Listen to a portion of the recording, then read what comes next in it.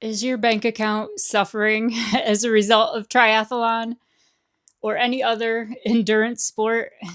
Well, welcome to the Mare Will Try podcast, where today I'm going to give you 10 tips to save money with triathlon or any other endurance sport. And stick around because the 10th tip is the easiest one and the biggest bang for your buck. Tip number 1 is to save your gels for quality training sessions or race simulation sessions during your training block. Gels are expensive unless you are somehow, if you're sponsored and you're getting them for free. Otherwise, you're spending a lot of money on gels. We all are. So you still need to train your gut for your race. So you still need to use them for some training sessions, but you don't need to use them for all of the training sessions. So I would say, for me personally, and this is just me, but I use things like gummy bears and Nerds gummy clusters are a big one. I also use Rice Krispie treats and applesauce pouches, things like that. Instead, just because they are less expensive, but they're also portable. The only thing you really need to pay attention to is the carb count on these things, because sometimes they're a little bit lower than what your gel would be. So you need to take a little bit of extra. But this is a great way to save money during your training. For your bike rides, it's easier to take actual food because you can just stick it in the back of your bike jersey. So oftentimes I will take a whole bagel with me. I don't necessarily eat it while I'm cycling, but if I stop, to take a break somewhere, I can eat the bagel then, have it with me. I also sometimes will take a bag of pretzels or some pretzels in a Ziploc bag on the bike. And you can also kind of simulate the same carbs as what is in a gel with orange juice and maple syrup. And I know that sounds disgusting, but I do it a lot and I promise it is not bad. It's actually really good, especially if you like treats. But you can also use regular Coca-Cola, and I know a lot of us do this, especially for long rides, or if you are an ultra runner, you definitely know how magical a regular Coca-Cola can feel when you are running those ultra runs. So just some things to keep in mind because those things do have carbs. Tip number 2. While I always recommend that you go to a specialty running store to get your feet assessed and find out which specific pair of shoes will fit you best for your running, it's always good to remember what brand and type of shoe that is, because when the newer model of that particular shoe comes out, you can always go online and find that what is now the older model that you were fitted for is usually on sale. So remember that when you go to the shoe store, what particular shoe you picked out and bought. And then when it's, the older version, when the newer one comes out, you can always pick it up online and save a little bit of money that way. Tip number 3, and this is specific for triathlon, but you don't need a triathlon bike right away. I know it's tempting to get one, and it's easy for me to say because I have one, but I didn't start with one. I started with a road bike. It's a lot less expensive, and you still can put the clip-on aero bars on your road bike and practice riding an aero outside with that. And that's how I did it for many years. So I highly recommend, if you're trying to save money, starting that way. And if you do that, whether it's a road bike or a triathlon bike, I don't care what kind of bike, it's still really important to go get the bike fitting done at your local bike shop. Because if you just go out and ride, you can't see your own posture and you don't know the correct hip angle and knee angle. When you're pedaling, your seat height might need to be adjusted. Your aero bars might need to be adjusted. So if you think the bike fitting is too expensive, then I definitely wouldn't start with a triathlon bike.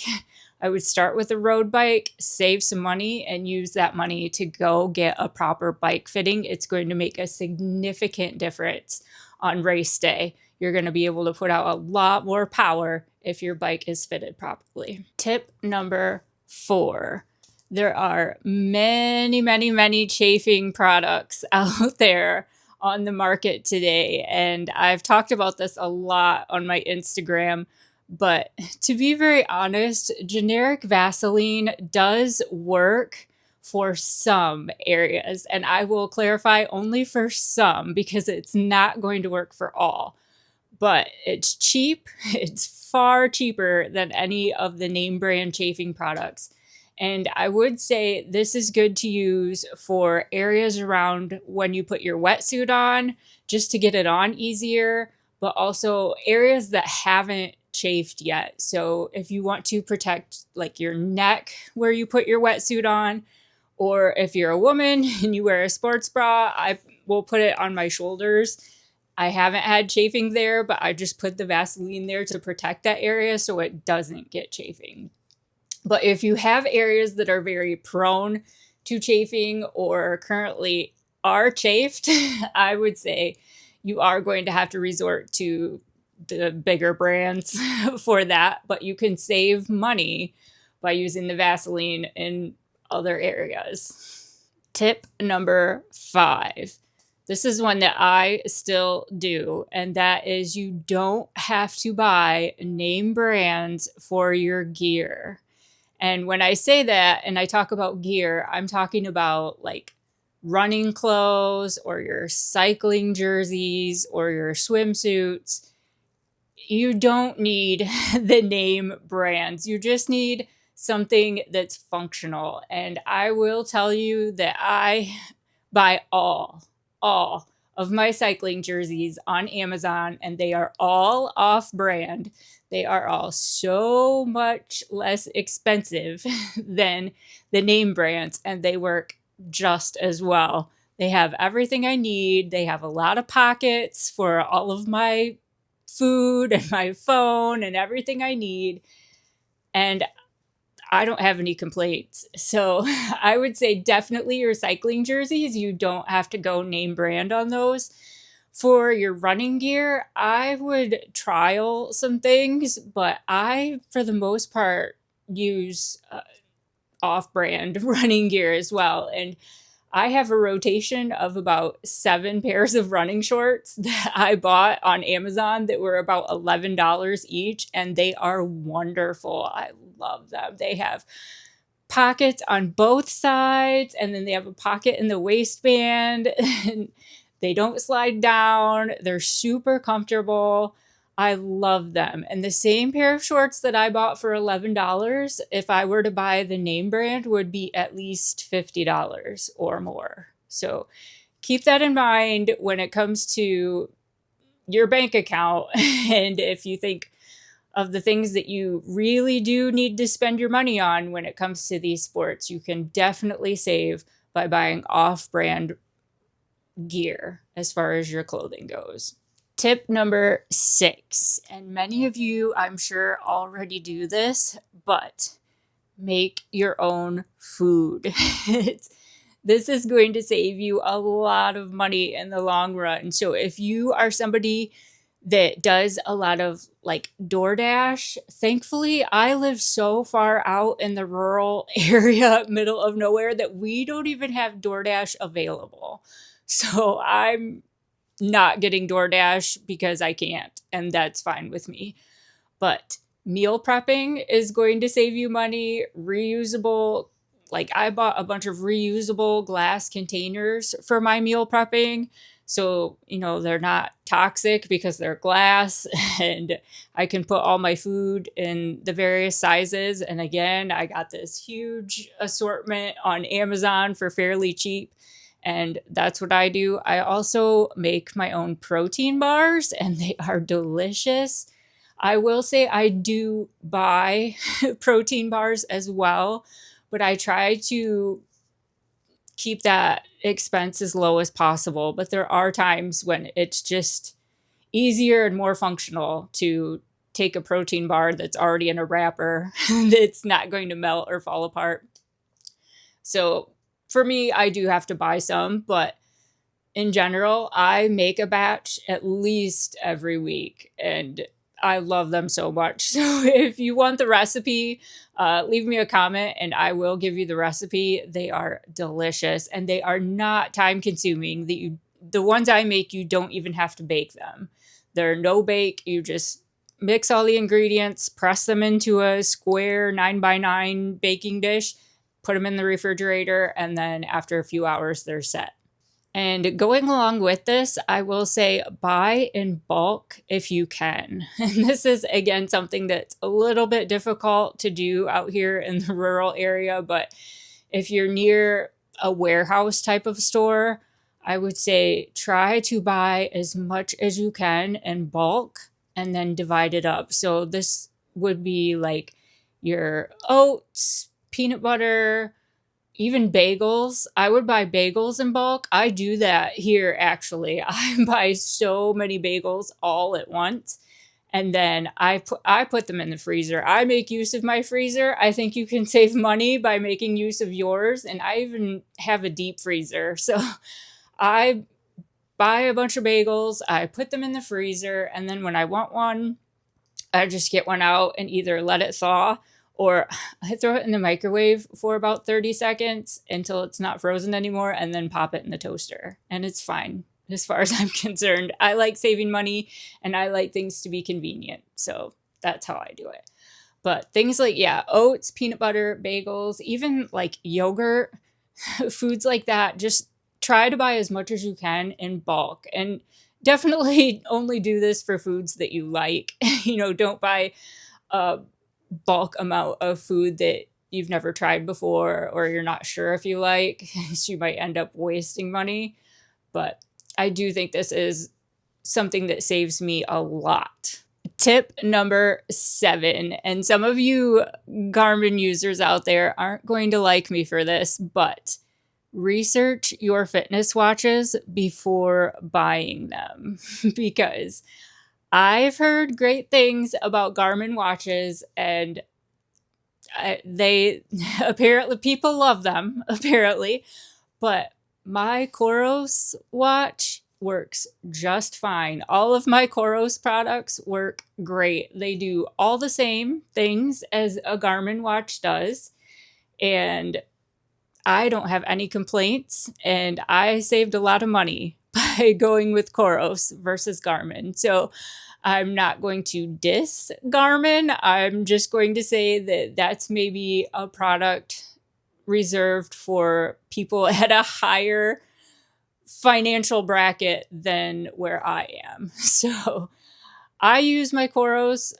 and I love it. I use it every day. It tracks everything that I need. I don't need to get a special ring or another watch to wear or another bracelet to wear to track my sleep, because my watch tracks my sleep. It tracks all my stress and my HRV, everything that even more than I want to know about myself is tracked on this watch. So I highly recommend that you research the watches before buying one. You do not have to have a Garmin unless you specifically want to spend that kind of money. You can use a model or a brand that's less expensive. Just make sure that it has all of the features that you want. And once again, my Coros has everything I need and more. Tip number 8.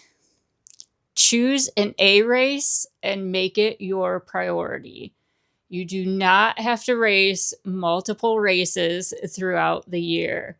And when it comes to Ironman races, if you are able to race multiple Ironmans during the year, that's great. And you probably don't need to listen to this podcast because the rest of us know how expensive they are.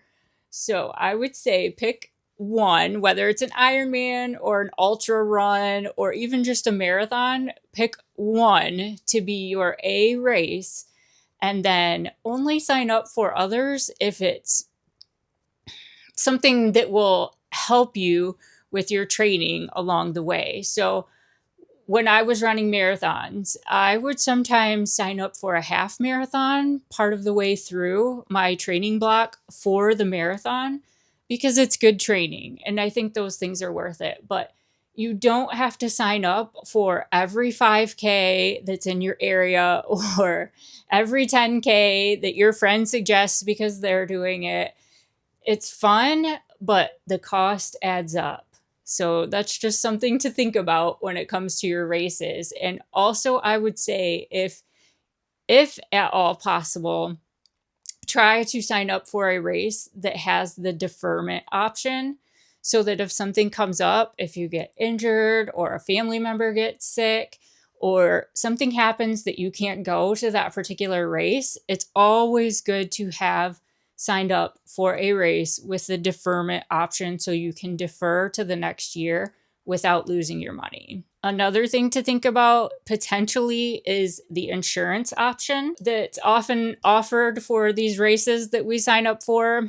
It only covers certain types of events that may occur, but all I will say as far as the insurance, I can't tell you whether or not to sign up for it, but just keep in mind the cost of the insurance versus the cost of the race itself. And the cost of the race itself is going to be exponentially more than the cost of the insurance. So it's something to think about, especially if your race does not have the deferment option. Tip number 9. Stay close to home for races. And I know many of you aren't going to like this, and I'm not practicing what I preach here because I am signed up for the Augusta 70.3 and it's in Georgia and I live in Ohio. But if you are really trying to save money, I would try to sign up for races that are as close to you as possible to avoid travel costs or to save on travel costs unless they're in your hometown. But that's an expense that we don't always think about is our gas money, our hotel money or Airbnb money, and then the food that we have to take with us or the food that we have to buy when we're there.